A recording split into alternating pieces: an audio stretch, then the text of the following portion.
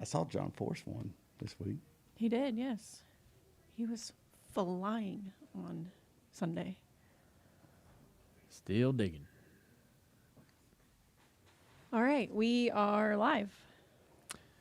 Hey, everybody, it's Dale Jr. for the Dale Jr. Download. This is the Ask Junior portion of the show, and appreciate everybody for tuning in. Got a great couple weeks of guests. I don't even know what we can tell you and what we can't tell you about our guests, Mike. Do you? Is it all clear in your head? Yeah, it's clear in my head. I think we tell them whatever we want. Well, tell them what you want. Well, Ty Norris is going to be here next week. Ty Norris is going to be here next week. Yep. Ty Norris is a GM at DEI, and he was hired by Dad in the mid-'90s to help build DEI to what it became, and I think his last year was 2004. So he's going to have a lot to say, and a lot of it's going to be pretty mind-blowing. So I expect that to be great. Who else? Well, should we go ahead and tell them Go ahead, tell them what you want. Well, You're the one that can break this news. We've got Chipper Jones, the baseball player, coming up. He's on deck. See what I did there? Very good. And then, at long last, due to popular demand, Jimmy, Mr. Excitement, Spencer. Oh, you're going to tell him? You're telling him? Coming into the studio. Oh, my God. He's coming into the studio. Yeah. Gonna be big. Boy. You excited? Yeah, I'm ready. Yeah. Ready to talk to old Jimmy Spencer. We got a lot to say with Jimmy. We do. That'll be fun. So we got a lineup. I mean, we got the Petrie stuff finishing up this week. We got Ty, Chipper, Jimmy. Oh my God. I mean, come on. That's all you can tell them?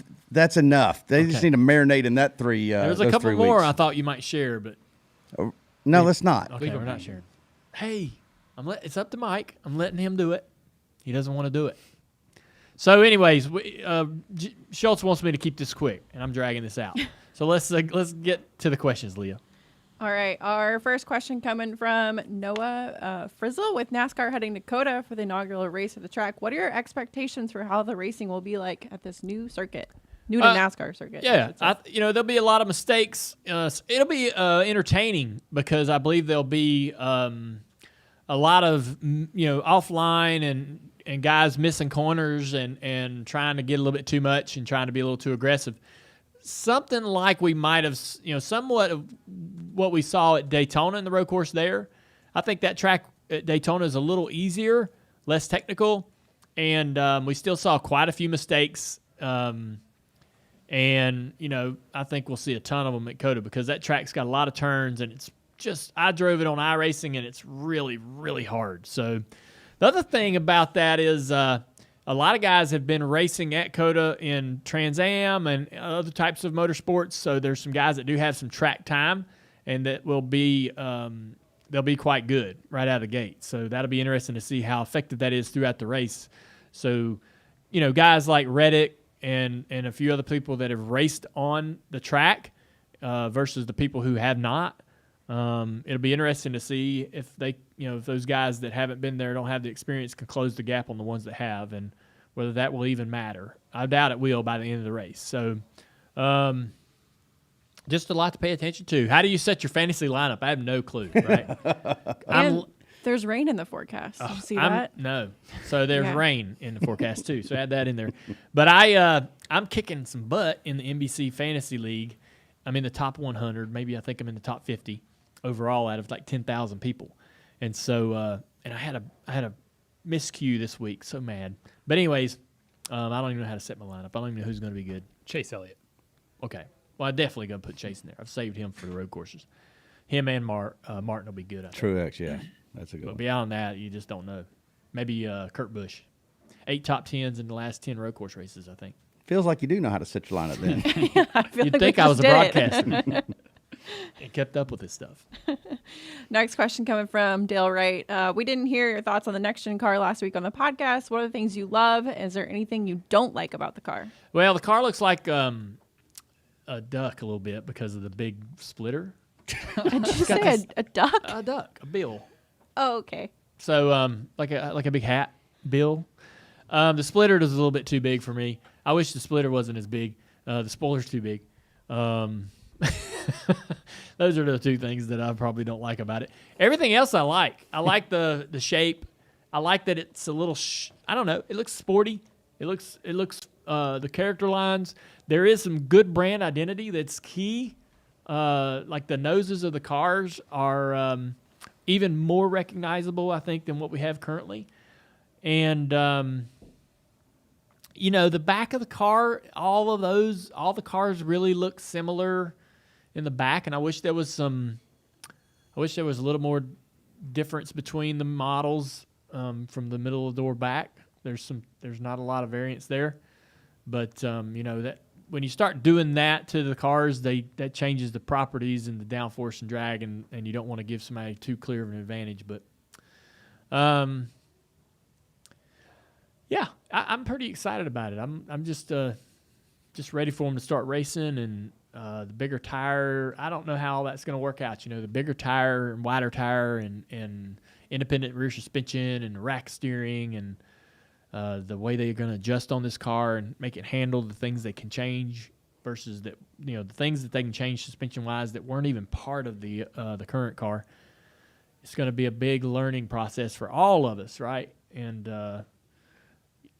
just wanting to be able to understand the car as much as I can so I can do a good job in the booth. Next question coming from Jesse Rose. If you hadn't have won the 2014 Daytona 500, would you have still joined Twitter? Because that was your first tweet. Eventually, I guess, yeah. Maybe the next time I want to race. I needed a reason, right?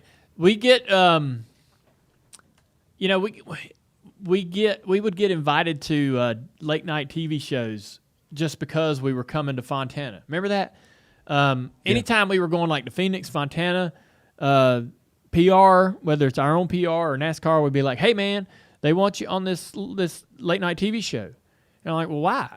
And they're, "Because you're going to be in town." And I'm like, "But we didn't do anything." Like, people that go on those shows are either releasing a new movie, writing a book.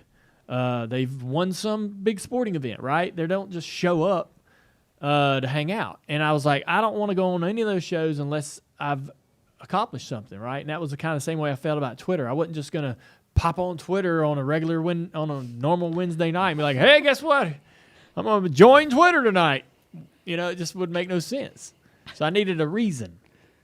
Does that make sense? No, it doesn't. Not really. really. I mean, all right, never mind. that esteemed list of Twitter users, yeah, I could see how you would feel compelled to want to accomplish something in your life before you go on such a platform where... I just didn't want to do it out of the clear blue sky. Needed a purpose. Grand entrance. Yes, I suppose. All right, next question from Jonathan Evans. Are the in-car cameras installed by the teams or by the TV networks at the track? How do they do that? It's a bit of a joint effort, but the TV networks do a lot of the work.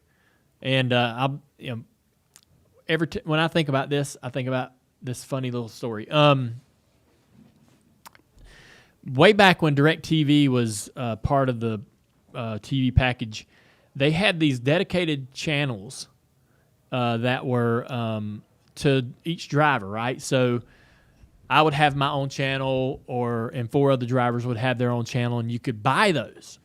You bought them in a package, then you got to watch that. If you're a favorite driver, you would watch his in-car, you would watch a split screen of the actual race action, and you had dedicated broadcasters calling the race about that particular driver. So there was Phil Parsons and Rick Allen calling the Truck Series team, broadcast team at that point, calling a race for me at Talladega or somewhere, right? And it was really cool. Felt special.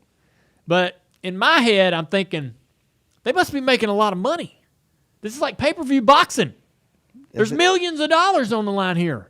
And I hadn't seen a contract. Nobody's put anything across the desk in front of me. I'm not getting my cut. And so I got in the car knowing, I think it was a Talladega race, I got in the car and intentionally removed the camera from the interior of the car in rebellious some sort of, it was a real jerk thing to do, I know. But yeah, I took that camera right when I got in the car as the race was getting ready to start. I took the camera and removed it because I was mad. Yeah. That's when that idea went away, by the way. no. I thought you were about to tell another in-car story. Didn't something happen? This is before I started working with you, but Pops at Sonoma, something happened with your in-car camera, and it was before people were really using in-car cameras, and the TV network put it on your car, and I think it either like burnt a cable or something. Yeah, we had a failure. You had a failure or something, and it was attributed to the camera. Yeah. And Pop said, never again. Yeah. We putting these dang cameras on our car. So also, the other thing that happens quite often with the cameras is so you get in the car at the shop, you get the mirror the way you want it so you can see everything, that corner of the car and that much of you get the mirror, you get it perfect, right? Because that's your only way to really tell what's going on around you. And they come in, the TV guys come in and will mount that roof cam at the racetrack and move your mirror. And you'll get in there for the race because they mount the cameras the day before the race. So you practice without them and all that. And then you get in there and you're like, who touched my mirror? you get so mad. And then you got to, you're on the starting grid, like getting your mirror where you want it. And that always ticked me off. So anytime we were going to have a camera, I'm talking to my interior guy. I'm like, don't let them move the mirror. Don't let them move it. And I'll get in there and it'll be moved. Like, I told you. And he's like, well, they couldn't get it in. Yeah. But let's see. Andy Jeffers does a nice job. He does. We should just say that. He Andy Jeffers, all this stuff is now that I'm in broadcasting, right. I've gotten to know the people that do the work, and it's pretty cool. And they're great people. I stopped running the in-car cameras at the road courses though because they affected the balance of the car. Whoa. Absolutely. Really? We had a little run there at Watkins Glen where we were a top 5 car. Yeah. And we came back one weekend, and the car was really fast in Friday practice. And then in Saturday practice, they'd put the camera in, and the car wasn't as good. We went from like being a 6th place car to about a 12th place car. And I told Tony Jr. Senior, I said, it's the camera. It's all that weight that's now, because they had to, when they put all the camera in, they got to take the weight out of the car somewhere, right? So it comes out of the frame rails. So now all that weight's moved from the low to the ground up high wherever the cameras and stuff's mounted. I was like, you got to get this stuff out of here, please. And so we had to go to the sponsor and beg them, like, please let us take this out. You've paid all this money for it, but we feel like we're not handling as well. And so we took it out, and the car went back to going fast. But we had to convince Budweiser, I think, to let us take it out. So there you go, little in-car camera stuff. One more? Oh, yeah, we do one more. Todd Burke has Isla said her first bad word. Well, it depends on what you think a bad word is. She hasn't said a cuss word yet, but she'll say darn, dang, things like that, which her mama would prefer her not to be saying just yet. But I mean, it's coming, so I don't care. Yeah. There's a point when you'll prefer those words all day long over when she knows what her options are. I'm of the mind that it's going to happen eventually, so I don't really worry about it if it's happening now. I don't want her saying cuss words. I'm going to be disappointed when that happens, but darn and dang and stuff like that don't really bother me now as much as it bothers Amy. Amy would prefer to push it off as far as she can, right? And I'm like, she's going to get there eventually, so what's the point? All right, that's all for today. All right, everybody, appreciate it. Ask Junior was great. A lot of good questions. I had fun. Hope you guys did too. Mike told you about the guests we got coming up. We got a lot of steam coming for this podcast over the next couple of weeks. But appreciate you guys supporting us, sending in these awesome questions. You're the core audience that keeps this show going. So thank you guys very much. We'll see you next week.